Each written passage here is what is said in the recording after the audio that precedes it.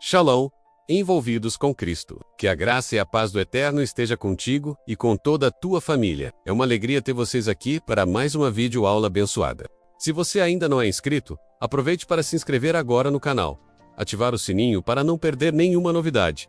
E claro, compartilhar este vídeo com seus amigos e familiares. Assim, mais pessoas serão edificadas pela palavra de Deus. Seja muito bem-vindo à nossa videoaula sobre a lição 6 do terceiro trimestre de 2025, da CPAD, na classe dos adultos. O tema de hoje, uma igreja não conivente com a mentira, e vamos mergulhar nas profundas verdades da palavra de Deus, que nos ensinam sobre a seriedade da mentira e a importância da verdade na vida cristã e na igreja. Para iniciar, vamos refletir sobre o nosso texto áureo, que se encontra em Atos capítulo 5 e versículo 3. Disse então Pedro: Ananias, por que encheu Satanás o teu coração, para que mentisses ao Espírito Santo e retivesses parte do preço da herdade? E a verdade prática desta lição nos diz: como toda forma de engano, a mentira é pecado. Devemos, pois, andar sempre na luz da verdade. Introdução: um casal, aparentemente despretensioso, achou que podia lucrar às custas da santidade da igreja. Ao combinarem um ardil para enganar os apóstolos, Ananias e Safira estavam, na verdade, a serviço do diabo, o pai da mentira. Nesta lição, aprenderemos que é possível um crente não vigilante estar a serviço do diabo, em vez de agir em favor do reino de Deus. Foi exatamente isso que aconteceu com Ananias e Safira, que tentaram obter lucro negociando valores do reino. Como crentes, não podemos usar de engano, porque Deus sonda os corações. Cabe, portanto, a nós nos afastarmos do pecado pelo temor do Senhor.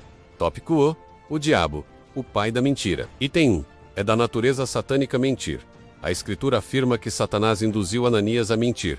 Disse então Pedro a Ananias: por que encheu Satanás o teu coração? Atos capítulo 5 e versículo 3. Motivado pela cobiça, pelo desejo de obter lucro fácil, Ananias deu lugar ao diabo, que o levou a mentir. Jesus já havia afirmado que o diabo é o pai da mentira. João capítulo 8 e versículo 44. Satanás está por trás de toda mentira e engano. 2 Tessalonicenses capítulo 2, versículos 9 e 10. O apóstolo Paulo viu esse espírito de engano quando enfrentou Elimas, o mágico. Atos capítulo 13 e versículo 10. E o diabo será sempre mentiroso, nunca mudará. Item 2. A mentira como um ardil maligno. Satanás não obrigou nem forçou Ananias a mentir, mas, evidentemente, plantou a semente do engano e da mentira em seu coração. A mentira é um dos seus ardis. A Escritura é bem clara: não deis lugar ao diabo. Efésios 4 verso 27. Por certo, Ananias sabia disso, pois estava numa igreja doutrinada pelos apóstolos. Atos 2 verso 42. A questão, portanto, não estava em não saber fazer a coisa certa, mas em subestimar o ardil do inimigo que possui a capacidade de induzir a fazer a coisa errada. É possível que o casal tenha flertado com a possibilidade de ganhar lucro e fama, fingindo estar fazendo a coisa certa. Duas coisas que não são em si mesmas pecaminosas, mas quando buscadas com a intenção errada, se tornam pecado. Item 3. Não superestime o inimigo. O apóstolo Paulo orienta os crentes a perdoarem e a não guardarem nenhuma raiz de amargura. Segundo aos Coríntios capítulo 2 e versículos 10 e 11. Se por um lado não podemos superestimar o inimigo, visto ele ter sido derrotado na cruz. Colossenses capítulo 2 verso 15. Por outro lado, não podemos subestimá-lo. Paulo orienta os crentes a se revestirem de toda a armadura de Deus, para que possam ficar firmes contra as astutas ciladas do diabo. Efésios 6 e verso 11. A expressão grega astutas ciladas traduz o termo grego, metodeias, de onde procede nosso termo português, método. O diabo é meticuloso e trabalha metodicamente para enganar os cristãos. Vigiemos. Tópico 2. O cristão e a mentira. Item 1. Mentira é uma escolha. Um fato fica evidente em Atos 5, do verso 1 e 11. Tanto Ananias quanto sua mulher, Safira, agiram livremente na questão envolvendo a venda de uma propriedade. Atos capítulo 5, versos 1 e 2. Isso fica ainda mais claro quando Pedro, sob o discernimento do Espírito Santo, reprova Ananias por ter tentado enganar a igreja acerca do real valor da propriedade. Ananias não foi obrigado, nem tampouco constrangido, a agir da forma como agiu. Tanto ele como sua esposa, que foi conivente com a ação dele, tomaram uma decisão livre. Mentira é uma escolha que envolve a natureza moral. Ora, para haver responsabilidade moral, é necessário que os nossos atos sejam feitos livremente. Isto é, não estejam sob nenhuma força externa que nos obrigue a praticá-los. Nesse aspecto, como veremos mais à frente, eles não poderiam culpar a ninguém, nem mesmo o diabo, pelo que fizeram. Item 2. Atraídos pela mentira.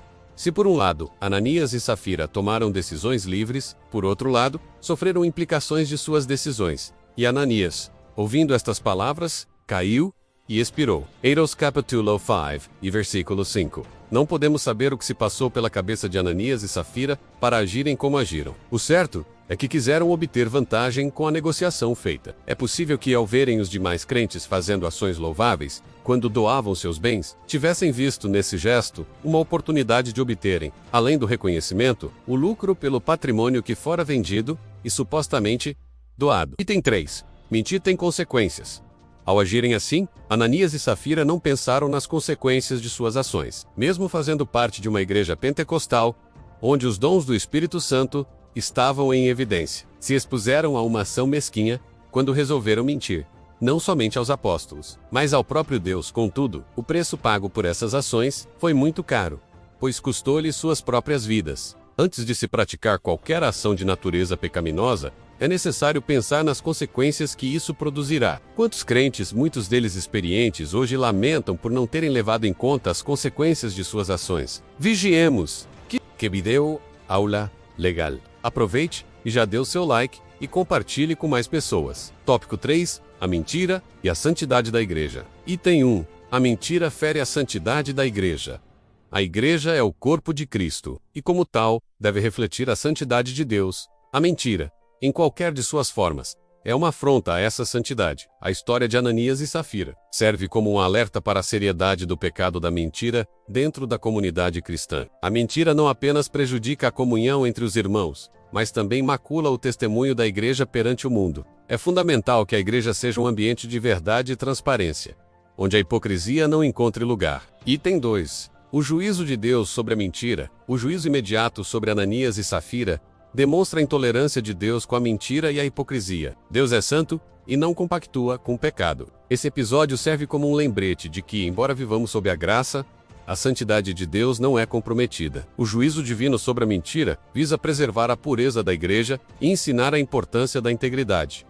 É um ato de amor de Deus para com seu povo, a fim de que a igreja permaneça irrepreensível e glorifique o seu nome. Item 3. A igreja deve ser um farol de verdade. Em um mundo onde a mentira e o engano são cada vez mais comuns, a igreja tem a responsabilidade de ser um farol de verdade. Os crentes devem ser exemplos de integridade e honestidade em todas as suas ações e palavras. A verdade deve ser pregada, ensinada e vivida na igreja, para que o mundo possa ver a diferença que Cristo faz na vida das pessoas. A igreja, como coluna e baluarte da verdade, deve resistir a toda forma de engano e proclamar a verdade do Evangelho com ousadia e convicção. Conclusão final. A lição sobre uma igreja não conivente com a mentira nos lembra da seriedade do pecado da mentira e da importância de vivermos em integridade diante de Deus e dos homens. Que a história de Ananias e Safira nos sirva de alerta para que não demos lugar ao diabo e para que busquemos sempre a verdade em todas as nossas ações.